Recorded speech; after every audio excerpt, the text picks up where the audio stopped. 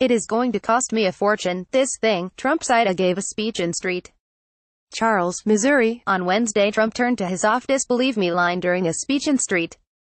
Charles, Missouri, telling the friendly audience that the tax plan will cost him. America's tax code is a total dysfunctional mess. It is riddled with loopholes that let some special interests, including myself. In all fairness, it is going to cost me a fortune, this thing, Trump said. Believe me, this is not good for me. It's impossible to say specifically how Trump would be affected, since the president has never released his tax returns.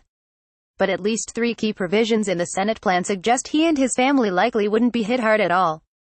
Lower taxes on their businesses like the GOP bill that passed in the House. The Senate bill would lower taxes on so-called pass-through businesses, which is how most, if not all, of Trump's hundreds of businesses are structured. Pass-throughs, LLCs, partnerships, S-corporations and sole proprietorships are not taxed under the corporate code. Instead, their profits flow through to the owners, partners and shareholders, who pay taxes on them through their individual tax returns. And even gentler estate tax as it is today, the estate tax affects only 0.2% of estates. The Senate bill would further reduce who's affected and lessen the burden on those who still are by doubling the amount of money that would be automatically exempt from taxation to roughly $11 million for individuals, up from $5.49 million today, and to $22 million for married couples, up from $10.98 million currently. The House-passed bill does the same thing, but then goes one step farther and calls for a repeal of the estate tax by 2024. Both bills also would preserve what's called a step-up in cost basis. The step-up rule basically lets people inherit, tax-free, any asset with untaxed capital gains. Here's how: say you bought shares in a company eons ago for $50 a pop. You never sold them and bequeathed them to your children. When you die, the shares are trading at $150, for a gain of $100 per share.